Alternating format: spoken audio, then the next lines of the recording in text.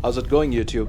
It's a lovely day today for a ride here in Hyderabad, and I'm headed for a short ride to a forest area right outside the city. A couple of months back, I booked the Kawasaki Ninja ZX-4R, and a lot of people had a lot of opinions and questions about my decision, like why I chose the ZX-4R and not the other bikes in this category. So sit back, enjoy this ride. You will see some monkeys crossing the road. Yes, you heard me right, some monkeys crossing the road and some beautiful turns. And I will try to explain the reasoning behind my decision of going with the ZX-4R instead of the ZX-6R and other bikes in this segment. Stay tuned.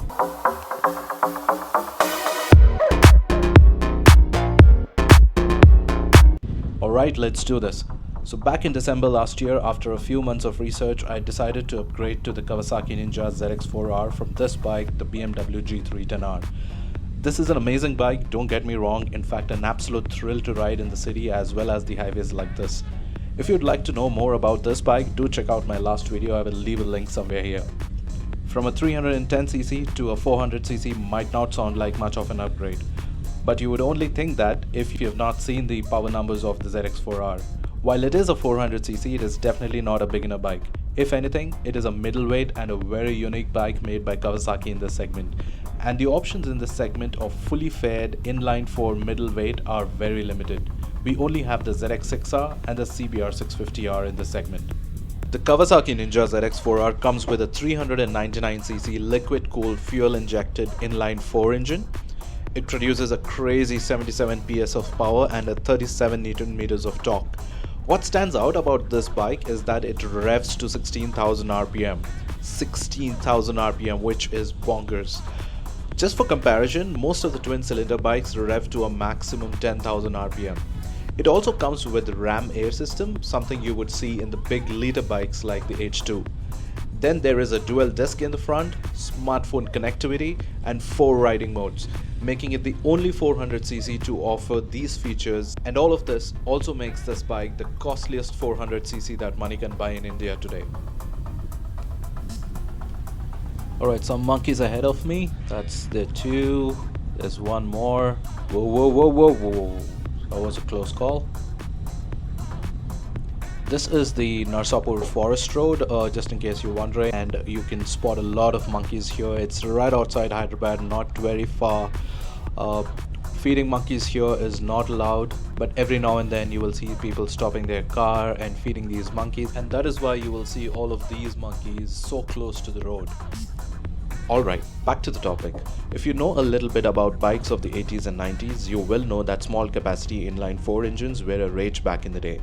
I mean, Yamaha, Honda, Suzuki, Kawasaki were all in the race for producing the fastest small capacity inline 4 engine. The reason was that there was a demand for these bikes as they give the experience of an inline 4 while being easy to ride and manage in the cities. The first time Kawasaki introduced the Ninja ZX-4R was in 1989 in Japan, and it entered the European markets in the 1990s. It was called ZX-400 back then. It was released as a competition to Honda's CBR 400, Yamaha FZR 400 and Suzuki GXXR 400, all 400cc inline 4s. Now you might say that was the 80s and the 90s. How does the ZX-4R make sense in 2024? The answer is it absolutely does. Modern emission norms are making it difficult for manufacturers to produce big bore inline 4s, and that is why you will see the trend of 80s and 90s coming back soon. For example, take the Kawasaki Ninja ZX-25R. Just look at how popular that bike is in Indonesia and other Southeast Asian countries. That is because these bikes are practical and fun at the same time.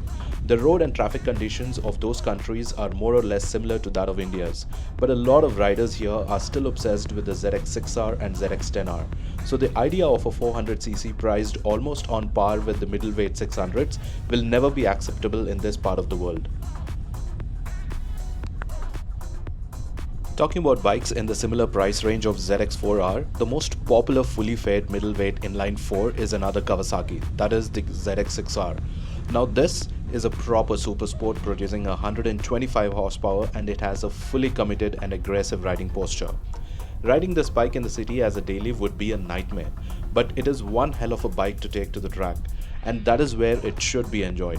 Or if you live in a place where you have wide open roads with hardly any traffic, it could be your daily bike. The ZX-6R costs about 13 lakhs on road here in Hyderabad and the ZX-4R costs about 10 lakhs. Many friends suggested that I go for it because it is just 3 lakhs more for an extra 200cc and 50 horsepower more. But honestly, that kind of power is not my requirement at this time. And if you are someone like me with a regular day job trying to live this hobby on a budget, it won't be easy to add another 3 lakhs to your already stretched budget. And then comes the CBR 650R. Is it still available or is it discontinued? It is a real mystery when it comes to Honda bikes in India. The guys working at Honda also do not have any clue about the bikes they have to offer. Back when I was thinking of an upgrade, the CBR 650R was my top choice until Kawasaki announced the ZX-4R launch in India. And when I called the Honda guys to inquire about this bike, they were totally clueless about the CBR 650R. They didn't know if it was fully discontinued or another better version will be released in the future. Nothing. In fact, I had to Google and later come to the conclusion that it has been discontinued in India. I'm not sure why Honda does this.